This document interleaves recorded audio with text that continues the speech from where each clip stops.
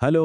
ഇന്ന് നമ്മൾ സംസാരിക്കാൻ പോകുന്നത് പലരും പരസ്യമായി പറയാൻ മടിക്കുന്ന, എന്നാൽ നമ്മൾ പുരുഷന്മാർ തീർച്ചയായും അറിഞ്ഞിരിക്കേണ്ട ഒരു കാര്യത്തെക്കുറിച്ചാണ്. ദിവസേനയുള്ള സ്വയംഭോഗവും പ്രോസ്റ്റേറ്റ് ആരോഗ്യവും തമ്മിലുള്ള ബന്ധം. പ്രശസ്ത യൂറോളജിസ്റ്റ് ഡോക്ടർ മിക്ക ഹയാഷിയുടെ 10 വർഷത്തിലധികം വരുന്ന അനുഭവപരിചയത്തിൽ നിന്നുള്ള ഏറ്റവും പുതിയ ശാസ്ത്രീയ വിവരങ്ങളാണ് നമ്മളിന്ന് വിശകലനം ചെയ്യുന്നത്. ഒരുപക്ഷേ ഇത് നിങ്ങളുടെ ആരോഗ്യത്തെക്കുറിച്ചുള്ള കാഴ്ചപ്പാടുകൾ തന്നെ മാറ്റിയേക്കാം. അപ്പോൾ നമുക്ക് നേരെ വിഷയത്തിലേക്ക് കടക്കാമല്ലേ? ഇന്നത്തെ ഈ വിശകലനത്തിൽ നമ്മൾ പ്രധാനമായും നോക്കുന്നത് ഇതൊക്കെയാണ്. പ്രോസ്റ്റേറ്റ് എന്താണ്, സ്ഖലനത്തിന് പിന്നിലെ ശാസ്ത്രം, നിങ്ങളുടെ പ്രായം ഇതിൽ എങ്ങനെ പ്രധാനമാകുന്നു, പ്രോസ്റ്റേറ്റിനുള്ളിൽ യഥാർത്ഥത്തിൽ എന്താണ് സംഭവിക്കുന്നത്, മികച്ച ദൈനംദിന ശീലങ്ങൾ, പിന്നെ എപ്പോഴാണ് വൈദ്യസഹായം തേടേണ്ടത് എന്നിവ. ഇതൊരു കൃത്യമായ മെഡിക്കൽ അവലോകനമാണ് കേട്ടോ. ശരി, ഒന്നാമത്തെ ഭാഗം പ്രോസ്റ്റേറ്റ്, ഒരു ലഘുവിവരണം. നമ്മുടെ ആരോഗ്യശീലങ്ങളെക്കുറിച്ച് സംസാരിക്കുന്നതിന് മുൻപ് ഈ അവയവത്തെക്കുറിച്ച് ഒന്ന് മനസ്സിലാക്കാം. എന്താണ് ഈ പ്രോസ്റ്റേറ്റ് ഗ്രന്ഥി? ഇതൊരു ചെറിയ വാൽനട്ടിന്റെ വലിപ്പമുള്ള അവയവമാണ്. മൂത്രസഞ്ചിക്ക് തൊട്ടു താഴെയായാണ് ഇതിരിക്കുന്നത്.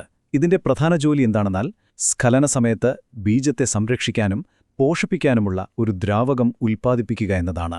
സ്ഖലന സമയത്ത് ഈ ഗ്രന്ഥി സങ്കോചിക്കുകയും ഈ ദ്രാവകത്തെ പുറത്തേക്ക് തള്ളുകയും ചെയ്യുന്നു.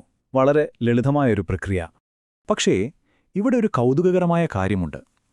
പ്രായം കൂടുമ്പോഴും ഈ പ്രോസ്റ്റേറ്റ് ഗ്രന്ഥിക്ക് നിരന്തരമായ മാറ്റങ്ങൾ സംഭവിക്കുന്നു. 60 വയസ്സാകുമ്പോഴേക്കും ഏകദേശം പകുതിയോളം പുരുഷന്മാരിലും ഇതിന്റെ വലിപ്പം വർദ്ധിച്ചിട്ടുണ്ടാവും. എന്നാൽ 85 വയസ്സാകുമ്പോഴോ? വിശ്വസിച്ചാലും ഇല്ലെങ്കിലും അത് 90% പേരിലും സംഭവിക്കുന്നു. ഈ വലിപ്പം വയ്ക്കൽ മൂത്രമൊഴിക്കാൻ ബുദ്ധിമുട്ടുകളുണ്ടാക്കാം. മാത്രമല്ല, സ്കിൻ ക്യാൻസർ കഴിഞ്ഞാൽ പുരുഷന്മാരിൽ ഏറ്റവും കൂടുതലായി കാണപ്പെടുന്നത് പ്രോസ്റ്റേറ്റ് ക്യാൻസറാണ്. 8 ഒരാൾക്ക് ഇത് വരാൻ സാധ്യതയുണ്ട്. അപ്പോൾ ഇതിന്റെ കാര്യം നമ്മൾ കുറച്ച് ഗൗരവമായി തന്നെ കാണണം. ഇനി രണ്ടാമത്തെ ഭാഗം, സ്ഖലനത്തിന് പിന്നിലെ ശാസ്ത്രം. വലുപ്പം വെക്കുന്നതും ക്യാൻസർ സാധ്യതയുമൊക്കെ കേട്ട് നിങ്ങൾ ഭയക്കേണ്ട കാര്യമില്ല. ഇതിനൊരു ശാസ്ത്രീയമായ പരിഹാരമുണ്ട്. ഹാർവാർഡ് യൂണിവേഴ്സിറ്റി 32,000 പുരുഷന്മാരിൽ 18 വർഷത്തോളം നീണ്ട ബൃഹത്തായൊരു പഠനം നടത്തിയിരുന്നു. അതിലെ കണ്ടെത്തൽ ശരിക്കും നിങ്ങളെ അത്ഭുതപ്പെടുത്തും. മാസം 20 തവണയോ അതിൽ കൂടുതലോ സ്ഖലനം നടക്കുന്ന പുരുഷന്മാരിൽ പ്രോസ്റ്റേറ്റ് ക്യാൻസർ വരാനുള്ള സാധ്യത 20% കുറവാണെന്നാണ് അവർ കണ്ടെത്തിയത്. അതായത് ഈ ദിവസേനയുള്ള ശീലം നിങ്ങൾക്ക് നൽകുന്നത് വളരെ മികച്ചൊരു പ്രതിരോധമാണ്. ഈ പഠനത്തിലെ കണക്കുകൾ വളരെ വ്യക്തമായ ഒരു ചിത്രം നമുക്ക് നൽകുന്നുണ്ട്. മാസത്തിൽ 4 മുതൽ 7 തവണ മാത്രം സ്ഖലനം നടക്കുന്നവരിൽ അപകടസാധ്യത കൂടുതലാണ്. എന്നാൽ ആ എണ്ണം 21 തവണയ്ക്ക് മുകളിലാകുമ്പോൾ ക്യാൻസർ വരാനുള്ള സാധ്യത നേരെ 20% താഴേക്ക് വരുന്നു. ഈ വ്യത്യാസം വളരെ വലുതാണെന്ന് നിങ്ങൾക്ക് തന്നെ മനസ്സിലാക്കാമല്ലോ. ഇതുമാത്രമല്ല, ഓസ്ട്രേലിയയിൽ നടന്ന മറ്റൊരു പഠനം ഈ കണക്കുകൾ ഒന്നുകൂടി അടിവരയിട്ടുറപ്പിക്കുന്നു. ആഴ്ചയിൽ ശരാശരി 5-6 തവണ സ്ഖലനം നടക്കുന്നവർക്ക് 70 വയസ്സിന് മുൻപ് പ്രോസ്റ്റേറ്റ് ക്യാൻസർ വരാനുള്ള സാധ്യത 36% കുറയുന്നത്. ഈ സംരക്ഷണ കവചം എങ്ങനെയാണ് പ്രവർത്തിക്കുന്നതെന്ന് നിങ്ങൾ ചിന്തിക്കുന്നുണ്ടാകും അല്ലേ? കെട്ടിക്കിടക്കുന്ന ദ്രാവകങ്ങളിൽ മാലിന്യങ്ങൾ അടിഞ്ഞുകൂടി നീർക്കെട്ടോ ക്യാൻസറോ ഒക്കെ ഉണ്ടാകാം. എന്നാൽ നിരന്തരമുള്ള സ്ഖലനം വഴി അടഞ്ഞുകിടക്കുന്ന ഒരു ഡ്രെയിനേജ് പൈപ്പ് ഫ്ലഷ് ചെയ്ത് വൃത്തിയാക്കുന്നതുപോലെ നമ്മുടെ പ്രോസ്റ്റേറ്റ് ഗ്രന്ഥി നിരന്തരം വൃത്തിയാക്കപ്പെടുകയാണ് ചെയ്യുന്നത്. ഡോക്ടർ ഹയാഷി അദ്ദേഹത്തിന്റെ ഒരു രോഗിയുടെ അനുഭവം പങ്കുവെക്കുന്നുണ്ട്. പ്രോസ്റ്റേറ്റ് ക്യാൻസർ പാരമ്പര്യമായി ഉള്ളതുകൊണ്ട് വല്ലാതെ ഭയപ്പെട്ടിരുന്ന ഒരു 62 വയസ്സുകാരൻ ഡോക്ടറുടെ നിർദ്ദേശപ്രകാരം ആഴ്ചയിൽ 5 മുതൽ 7 തവണ വരെ ഈ ശീലം തുടർന്നു. എന്താ സംഭവിച്ചതെന്നറിയാമോ? 5 വർഷങ്ങൾക്കിപ്പുറവും അദ്ദേഹത്തിന്റെ ക്യാൻസർ സാധ്യത അളക്കുന്ന PSA ലെവൽ വളരെ മികച്ച രീതിയിൽ തന്നെ തുടരുന്നു. ഇത് ശരിക്കും വർക്ക് ചെയ്യുന്നുണ്ട്. മൂന്നാമത്തെ ഭാഗം, പ്രായത്തിന്റെ പ്രാധാന്യം. ഈ പറഞ്ഞ ഗുണങ്ങൾ എല്ലാ പ്രായക്കാർക്കും ഒരുപോലെയല്ല ലഭിക്കുന്നത് എന്നതൊരു പ്രധാനപ്പെട്ട കാര്യമാണ്. നമ്മുടെ ശരീരത്തിലെ ജീവശാസ്ത്രപരമായ നിയമങ്ങൾ പ്രായത്തിനനുസരിച്ചു മാറിക്കൊണ്ടിരിക്കും. 20കളിലും 30കളിലുമുള്ള ചെറുപ്പക്കാരിൽ പുരുഷ ഹോർമോണുകൾ വളരെ കൂടുതലായിരിക്കും. ഇവർക്ക് ജനിതകമായി ക്യാൻസർ വരാൻ സാധ്യതയുണ്ടെങ്കിൽ ഈ ഹോർമോണുകളുടെ അതിപ്രസരം ആ സാധ്യതയെ ചിലപ്പോൾ കൂട്ടിയേക്കാം. എന്നാൽ 50 വയസ്സിന് മുകളിലുള്ളവരുടെ കാര്യം അങ്ങനെയല്ല. അവിടെ ഈ പ്രവൃത്തി പ്രോസ്റ്റേറ്റിന് നൽകുന്ന സംരക്ഷണമാണ് ഏറ്റവും മുന്നിൽ നിൽക്കുന്നത്. തന്റെ ഈ ശീലം പ്രായത്തിന് അനുയോജ്യമല്ലേ എന്ന് ഭയന്നിരുന്ന 50 വയസ്സുകാരനായ ഒരു രോഗി ഈ വിവരങ്ങൾ അറിഞ്ഞപ്പോൾ വളരെ ആത്മവിശ്വാസത്തോടെയാണ് പിന്നീട് തന്റെ ആരോഗ്യ സംരക്ഷണം തുടർന്നത്.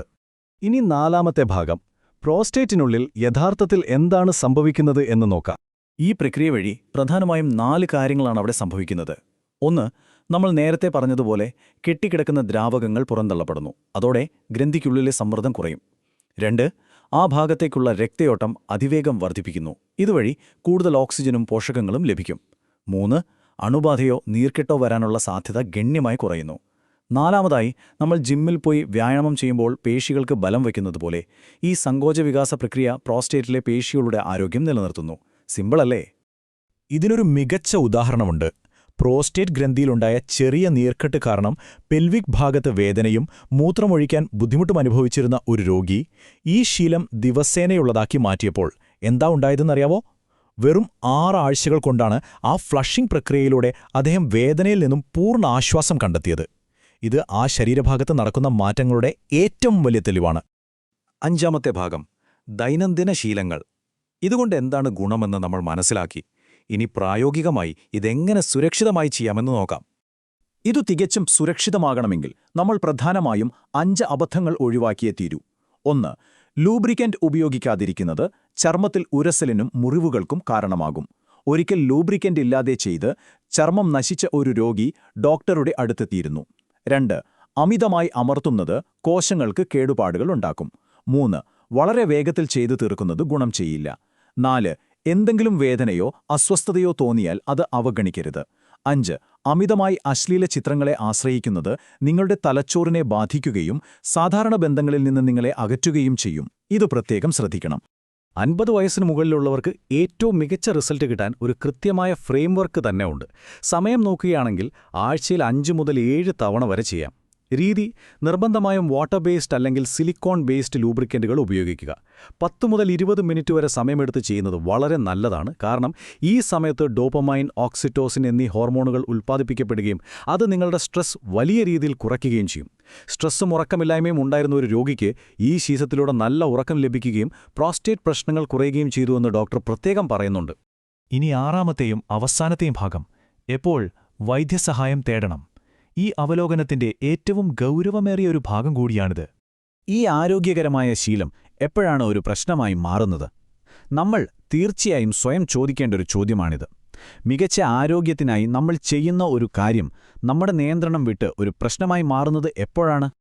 ചില കൃത്യമായ മുന്നറിയിപ്പുകൾ അഥവാ റെഡ് ഫ്ലാഗ്സ് നമ്മൾ അറിഞ്ഞിരിക്കണം. നിങ്ങളുടെ ദൈനംദിന ഉത്തരവാദിത്തങ്ങളെ മാറ്റിവെച്ചുകൊണ്ട് ഇത് ചെയ്യാൻ തോന്നുക, അല്ലെങ്കിൽ നിയന്ത്രണം നഷ്ടപ്പെടുകയാണെങ്കിൽ അതൊരു മാനസിക പ്രശ്നമാണ്. തീർച്ചയായും ഒരു തെറാപ്പിസ്റ്റിനെ കാണണം. അതുപോലെ ശാരീരികമായ വേദന, മൂത്രമൊഴിക്കുമ്പോൾ പുകച്ചിൽ, അല്ലെങ്കിൽ ഇത് പങ്കാളിയുമായുള്ള ബന്ധത്തെ ഇല്ലാതാക്കുന്നുവെങ്കിലും യാതൊരു മടിയും നാണക്കേടും വിചാരിക്കാതെ ഉടൻ തന്നെ ഒരു യൂറോളജിസ്റ്റിനെ സമീപിക്കണം. ഡോക്ടർ മിക്ക ഹയാഷിയുടെ പഠനങ്ങളുടെയും ആ 18 വർഷത്തെ ഹാർവാർഡ് ഗവേഷണത്തിൻ്റെയൊക്കെ ചുരുക്കം ഇതാണ്.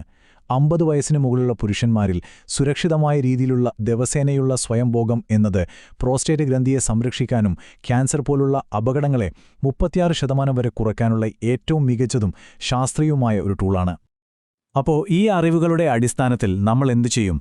നിങ്ങളുടെ പ്രോസ്റ്റേറ്റിന്റെ ആയുഷ്കാല സംരക്ഷണത്തിനായി ഇന്നത്തെ നിങ്ങളുടെ ദിനചര്യകളിൽ എന്തു മാറ്റമാണ് നിങ്ങൾ വരുത്താൻ പോകുന്നത്?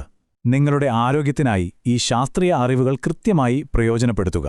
ഇന്നത്തെ ഈ വിശകലനം ശ്രദ്ധിച്ച എല്ലാവർക്കും വലിയൊരു നന്ദി. മറ്റൊരു വിഷയവുമായി നമുക്ക് വീണ്ടും കാണാം.